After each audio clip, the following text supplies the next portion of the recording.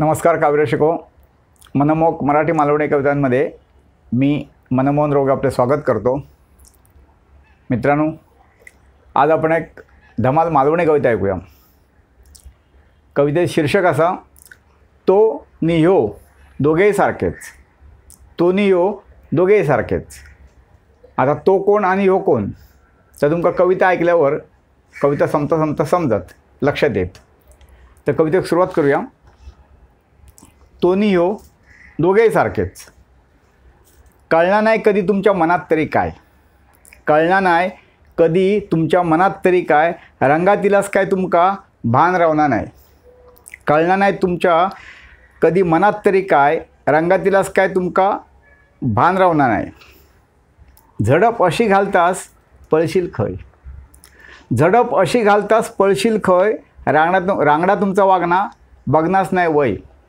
झडप अशी घालतास पळशील खय, रांगडा तुमचा वागणा बघनास नाही वय। कधी रिमझिम कधी धोधो ह्योच तुमचो नियम, कधी रिमझिम कधी धोधो ह्योच तुमचो नियम। कधी प्रेमात कधी रागात धरनास नाही दम, कधी रिमझिम कधी धोधो ह्यो तुमचो नियम, कधी प्रेमात कधी रागात धरनास नाही दम। मूड बघून ठरवला तरी तुमच्या मनासारखाच करतास, मूड बघून ठरवला तरी तुमच्या मनासारखाच करतास। अपेक्षा नसताना कधी खयव अकस्मात गाठतास, अपेक्षा नसताना कधी खयव अकस्मात गाठतास। एकदा सुरू झालास काय येळेचं नसता भान, एकदा सुरू झालास काय येळेचा नसता भान। किती नको म्हटला तरी सहन करतो गुमान, किती नको म्हटला तरी सहन करतो गुमान। वागलास कसे तरी वाट बघतो पुन्हा पुन्हा, वागलास कसे हो तरी वाट बघतो पुन्हा पुन्हा। दोघेही नसलास तर मात्र वाटता नको ह्या जगना, दोघेही नसलास तर मात्र वाटता नको ह्या जगना। एक येता आबाळ असून जगाक सुखी ठेव, एक येता आबाळ असून जगाक सुखी ठेव। दुसरो येता मुद्दाम फक्त माझी भेट घेऊ, दुसरो येता मुद्दाम फक्त माझी भेट घेऊ।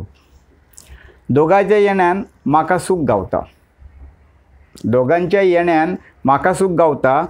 पाऊस आणि तो, पाऊस आणि तो माका एकच वाटता, पाऊस आणि तो माका एकच वाटता, पाऊस आणि तो माका एकच वाटता, माका एकच वाटता, माका एकच वाटता।